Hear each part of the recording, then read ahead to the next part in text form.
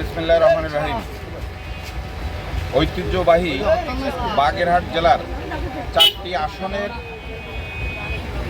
আসনের ক্ষেত্রে একটি আসন কর্তন করে 3টি আসন করায় বাগেরহাটের 9টি থানা এবং 3টি পৌর এলাকার দলমত নির্বিশেষে একটি সমন্বয় কমিটির মাধ্যমে প্রতিবাদ কর্মসূচির অংশ হিসেবে আজকে সারা বাগেরহাট জেলায় হরতাল।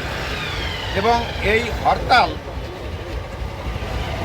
আমাদের প্রতিষ্ঠিত করার লক্ষ্যে আমাদের বাগেরহাটের সর্বস্তরের মানুষ সম্মিলিতভাবে এই প্রতিবাদ জানাচ্ছি যে বাগেরহাটের ঐতিহ্য ধরে রাখার স্বার্থে বাগেরহাট জেলার ঐতিহ্যবাহী বাগেরহাট জেলা বলা হয় এই কারণে বাগেরহাটের বাবা খাজা খান জাহান আলী মাজার অবস্থিত, 60 গম্বুজ মসজিদ অবস্থিত এবং বাংলাদেশের দ্বিতীয় সামুদ্রিক বন্দর মোংলা বন্দর এবং বাংলাদেশের সর্বশ্রেষ্ঠ বনজ সম্পদ আমাদের সুন্দরবন, এইগুলোই এই ঐতিহ্যকে ধরে রাখার স্বার্থে এবং উন্নয়নের ধারাবাহিকতা বজায় রাখার স্বার্থে আমাদের এই বাগেরহাটের বিরুদ্ধে একটি ষড়যন্ত্রকারী মহল, একটা কুচক্রী মহল সিআইসিকে ভুল বুঝিয়ে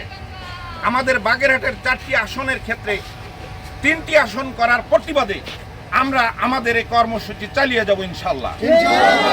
বাগেরহাটের 3টি আসন মানি না, মানব না। বাগেরহাটের 3টি আসন এবং আমাদের এই 4টি আসন ফিরিয়ে না দেওয়া পর্যন্ত আমরা বাগেরহাটবাসী দলমত নির্বিশেষে এই সমন্বয় কমিটির মাধ্যমে আমাদের এই আন্দোলন অব্যাহত থাকবে।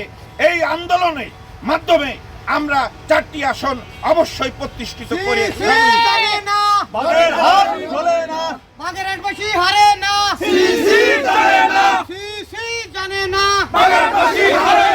বাগেরহাটের 4টি আসন দিতে হবে। বাগেরহাটবাসী জানে না, বাগেরহাটবাসী হারে না। আজকের হরতাল চলছে।